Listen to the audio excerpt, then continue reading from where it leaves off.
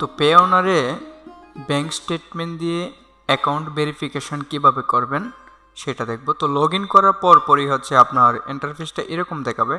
তারপর হচ্ছে আপনি এখান থেকে সেটিংয়ে যাবেন, সেটিং থেকে ভেরিফিকেশন সেন্টার, এখানে হচ্ছে আপনার কি কি সাবমিট করতে হবে সেই রিকোয়ারমেন্টই থাকবে।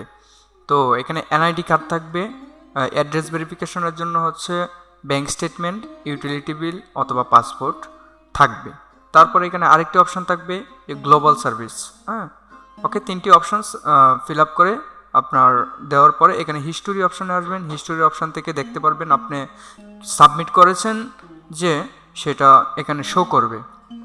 তো প্রথমে দেখুন এখানে আমি এনআইডি সাবমিট করেছিলাম আমার অ্যাকাউন্টটি খোলার পরপরই, তো সেটা অ্যাপ্রুভ হয়েছিল। তো 23 তারিখে আমি ব্যাংক স্টেটমেন্টটি সাবমিট করি, কিন্তু 23 তারিখে তারপরে তারা 3 দিন পর আমাকে নট অ্যাকসেপ্টেড দেখানো হয়েছে। তো গ্লোবাল সার্ভিসের যে অপশনটা বলেছিলাম সেটি হচ্ছে এটা। তো এখান থেকে হচ্ছে আন্ডার রিভিউ এখনও আছে, এটা নিয়ে কোনো সমস্যা নেই। তারপর হচ্ছে আমি 23 তারিখের পরে হচ্ছে আমি 26 তারিখ আবার ব্যাংক স্টেটমেন্টটি আমি সেম ব্যাংক স্টেটমেন্টটি আমি সাবমিট করি, কারণ আমার একটাই ব্যাংক আছে, সেটা হচ্ছে সিটি ব্যাংক থেকে আমি একটি ব্যাংক স্টেটমেন্ট নিয়ে আসার পর যেভাবে ছিল এভাবে আমি স্ক্যান করে দিয়েছি, কিন্তু তারা অ্যাকসেপ্টেড করেনি। তো এখন দেখব কেন করেনি, আর 26 তারিখে আমি দেওয়ার পর কেন তারা অ্যাপ্রুভ করেছে। তো এই যে একটা বিষয়, ব্যাংক স্টেটমেন্ট দেওয়ার পরে আপনার এরকম ভুক্তভোগী অনেক আছেন আপনারা, আমি জানি। এখন আমরা চলে যাব কোনটা দেওয়ার পর। আমার প্রথম যে ব্যাংক স্টেটমেন্টটা সেটা হচ্ছে এটা, এই 1 নাম্বারটা। তো এটা হচ্ছে আমি সেম ব্যাংক স্টেটমেন্টটি আমি ব্যাংক থেকে এনে আমি স্ক্যান করে আমি সেইভাবে আমি সাবমিট করেছি, কিন্তু তারা অ্যাকসেপ্ট করেনি। কারণ হচ্ছে দেখুন আমার ব্যাংক স্টেটমেন্টে কী ছিল, আমি একটা স্ক্রিনশট নিয়ে নিই। স্ক্রিনশট নেওয়ার পরে আপনারা বুঝতে পারবেন।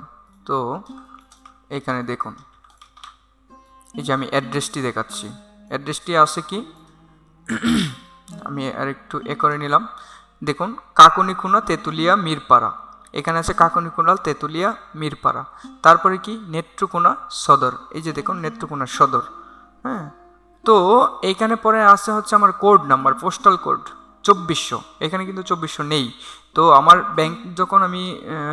ব্যাংকে যখন হচ্ছে আমি অ্যাড্রেসটি চেঞ্জ করি, তো তারা হচ্ছে আমি লিখেছিলাম 2400, বাট তারা এখানে 2400 দেয়নি, সরাসরি দিয়েছে নেত্রকোনা সদর, নেত্রকোনা বাংলাদেশ। দেখুন এখানে হচ্ছে আমার এই যে প্রবলেমটা। আরেকটা প্রবলেম হচ্ছে এখানে দেখুন আমরা ব্যাংকে যাব, ব্যাংক অ্যান্ড কার্ড, তো এখান থেকে সিটি ব্যাংক এখানে ক্লিক করলে আপনারা দেখতে পারবেন যে ব্রাঞ্চ নেমটা আসছে, এখানে আসে হচ্ছে আমার মতিঝিল ফরেন এক্সচেঞ্জ ব্রাঞ্চ। তো আমার এইখানে আসে হচ্ছে দেখুন যে ফরেন এক্সচেঞ্জ ব্রাঞ্চ, এখানে কিন্তু মতিঝিল নেই, কারণ হচ্ছে আমি প্রিন্সিপাল অফিস থেকে আমি এটা মতিঝিল যে প্রিন্সিপাল অফিস যে সেন্টার, সেই সেন্টার থেকে আমি ব্যাংক স্টেটমেন্ট নিয়েছি, কিন্তু ফরেন এক্সচেঞ্জ ব্যাংক থেকে আমি সেই স্টেটমেন্টটি আমি নেইনি। এর জন্যই হচ্ছে আমি এরকম একটি বিড়ম্বনায় পড়েছিলাম, এবং হচ্ছে তারা হচ্ছে অ্যাকসেপ্টেড করেনি, আমি বুঝতে পেরেছি। তার পরবর্তীতে দেখুন আমি অ্যাড্রেসটি দ্বিতীয়বার। আর একটা বিষয় হচ্ছে আপনারা এখানে অবশ্যই কালারিং একটা প্রিন্ট আউট করবেন, কিন্তু ব্যাংক থেকে হচ্ছে আপনার কালারিং প্রিন্ট আউট একটা দিবে না।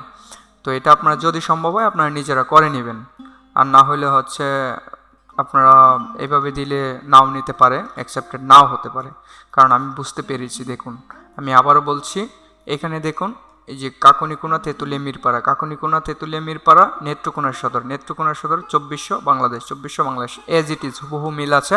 তারপরে এখানে হচ্ছে ফরেন এক্সচেঞ্জ ব্রাঞ্চ আমি এখানে ঠিকই রেখেছি, কিন্তু সিটি ব্যাংক লিমিটেড, এই যে দেখুন এখানে হচ্ছে আমি একটু এডিট করে দিয়েছি যে মতিঝিল ফরেন এক্সচেঞ্জ ব্রাঞ্চ। তো এটা দেওয়ার পরে এই যে আমার অ্যাকাউন্টে আমি যাচ্ছি, এই যে দেখুন মতিঝিল ফরেন এক্সচেঞ্জ ব্রাঞ্চ। তো এইটা দেওয়ার পরই হচ্ছে আমি ঠিক স্ক্যান না করে, আপনারা স্ক্যান করবেন না দয়া করে, স্ক্যান না করে একটি ছবি তুলবেন ভালো একটি ক্যামেরা দিয়ে অথবা ভালো এখন আইফোন দিয়ে। আমি এই ছবিটা আমি আরেকজনের আইফোন থেকে এটা ছবিটা তুলেছি, তো দেখুন একদম ক্লিয়ার। তো আমি টোটালটা আমি দেখাচ্ছি না, তো এখান থেকে দেখুন এইভাবে সাবমিট করার পরই হচ্ছে আমার 3 দিন পর, একদম 3 দিন পর আমাকে তারা হচ্ছে এই যে অ্যাপ্রুভ করে ফেলেছে। তো এই যে দেখুন তারা অ্যাপ্রুভ করেছে। তো যাই হোক, আমি আশা করি ভিডিওটা আমার দেওয়ার উদ্দেশ্য হচ্ছে, অনেকেই অনেকভাবে ভিডিও দেয় কিন্তু কিছু হাইড রেখে দেয়। তা আমি চাই যে আপনারা হচ্ছে ভিডিওটা দেখে আপনাদের নিজে দেখে এবং হচ্ছে কোনো কিছু হাইড না রাখি, আমি সেই জন্য হচ্ছে আমি ভিডিওটা করেছি। কারণ আমি অনেক ভিডিও দেখেছি, অনেক ভিডিও দেখার পরে হচ্ছে তারা অনেক কিছু হাইড রেখে দেয়। তো আমি এটা একদম সম্পূর্ণ খোলামেলাভাবে আমি ভিডিওটা করেছি। জানি আপনাদের অনেকেই আছেন অ্যাকাউন্ট খুলেছেন কিন্তু অ্যাপ্রুভ হচ্ছে না, ভেরিফিকেশনটা প্রবলেম করছে। কেন করছে আপনারা এই ভিডিওটা দেখার মাধ্যমে আশা করি বুঝতে পারছেন। ধন্যবাদ সকলকে।